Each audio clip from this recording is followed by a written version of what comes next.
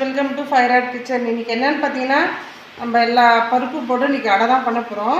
அதுக்கு பார்த்தீங்கன்னா மாவு ரெடி பண்ணி அரைச்சி வச்சாச்சு. மாவு எப்படி ரெடி பண்ணுறதுன்னு பார்த்தீங்கன்னா, 1 டம்ளர் புழுங்கல் அரிசி, 1/4 டம்ளர் பச்சை அரிசி, அதுக்கப்புறம் துவரம் பருப்பு, சிறுபருப்பு, உளுந்தம் பருப்பு, கடலைப்பருப்பு, இந்த 4 பருப்புமே கொஞ்சம் கொஞ்சம் போட்டு 1 டம்ளர் எடுத்துக்கலாம். 1 டம்ளர் புழுங்கல் அரிசி போட்டிருக்கோம் இல்லையா, அதனால் 1 டம்ளர் எல்லா பருப்புலையும் சேர்த்து போட்டுக்கலாம். ஒரு 1/2 டம்ளர் நம்ம பச்சை அரிசி போட்டிருக்கோம் இல்லையா, போதும். அது கூட நம்ம கடைசியில் வந்து கொஞ்சமாக ஒரு 1/4 டீஸ்பூன் வெந்தயம் போட்டு ஊற வச்சு 3 மணி நேரம் ஊறணும். அது ஊறினதுக்கப்புறம் எடுத்து இந்த அரைச்சிட்டு வந்துட்டேன். அவ்வளோதான், முடிஞ்சிருச்சு. இப்போ இதை மாவு ரெடி பண்ணி வச்சுட்டோம். இப்போ இதுக்கு வந்து என்ன பண்ணுறதுன்னு பார்த்தீங்கன்னா, ஒரு 2 வெங்காயம் கட் பண்ணி வச்சுருக்கேன், கொஞ்சம் கருவேப்பிலை, கொஞ்சம் கொத்தமல்லி, 2 பச்சை மிளகாய் கட் பண்ணி வச்சுருக்கேன். அவ்வளோதான். இப்போ எண்ணெய் விட்டு இதை வதக்கி எடுத்துடலாம். பார்த்தீங்கன்னா எண்ணெய் கொஞ்சம் நல்லா காஞ்சிருச்சு. டைரெக்டாக என்ன பண்ணால் வெங்காயத்தை போட்டுடலாம். வெங்காயத்தையும் பச்சை மிளகாயும் போட்டுடலாம். அதுக்கப்புறம் பார்த்திங்கன்னா கருவேப்பிலை, கொத்தமல்லி, அவ்வளோதான். நல்லா பொன்னிறமாக வதங்கினதுக்கப்புறம் இதோட தூக்கி கொட்டி அடை மாதிரி ஊற்ற வேண்டியதான். இப்போ பார்த்தீங்கன்னா வெங்காயம் பொரிஞ்ச உடனே நான் என்ன பண்ணேன், ஒரு 1/4 டீஸ்பூன் மிளகு போட்டேன், ஒரு 1/4 டீஸ்பூன் வந்து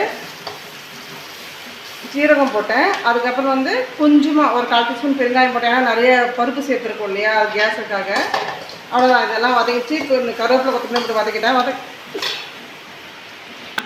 இப்போ நம்ம இது வதக்கி இதில் கொட்டிட்டோம். அவ்வளோதான். இதோட லாஸ்ட்டாக கொஞ்சமாக நம்ம உப்பு சேர்த்துக்கலாம், தேவையான அளவுக்கு உப்பு சேர்த்து இது மாதிரி நல்லா மிக்ஸ் பண்ணி விட்டுட்டு அவ்வளோதான். நம்ம இப்போ தோசைக்கல் வச்சுருக்கோம், சூடாகட்டும். சூடானதுக்கப்புறம் அடை ஊற்றி எடுத்துட வேண்டியதான்.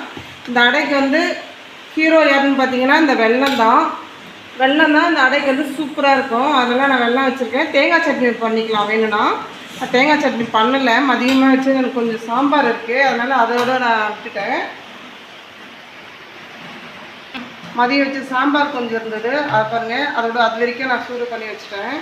இப்போ பார்த்திங்கன்னா இந்த அடை மட்டும் ஊற்றிட்டு நம்ம ஹீரோ வெள்ளத்தை வச்சா முடிஞ்சுது. தோசைக்கல் வச்சு நல்லா காய வச்சுட்டேன். பார்த்திங்கன்னா இந்த அடை இதில் ஊற்றிடலாம். அடை தானே, நம்ம கொஞ்சம் திக்காகவே வச்சுக்கலாம். மெல்லிசா வேணாலும் ஊற்றிக்கலாம். மெல்லிசா ஊற்றினாலும் நல்லாயிருக்கும். இந்த ஆனியன் ரவை செய்யணும் இல்லையா, அந்த டேஸ்ட்டில் இருக்கும். மெல்லிசா ஊற்றினா நல்லாயிருக்கும். நான் அடைனாலும் நான் கொஞ்சம் திக்காக தான் ஊற்றுறேன். அவ்வளோதான். பாருங்கள், அடை ஊற்றி நம்ம திருப்பி போட்டாச்சு. ஒரு பக்கம் இருந்துச்சு, இன்னொரு பக்கம் நான் போட்டிருக்கேன். இந்த பக்கமாக வெந்ததுக்கப்புறம் பாருங்கள், நான் ஊற்றி எடுத்துட்டேன். இப்போ தட்டில் வச்சாச்சு. இதுக்கு பார்த்திங்கன்னா நம்ம ஹீரோ இருக்கார்லையா, வேணுமா ஹீரோ வச்சிடலாம். அவ்வளோதான். சூப்பர் டேஸ்ட்டில் இருக்கும்.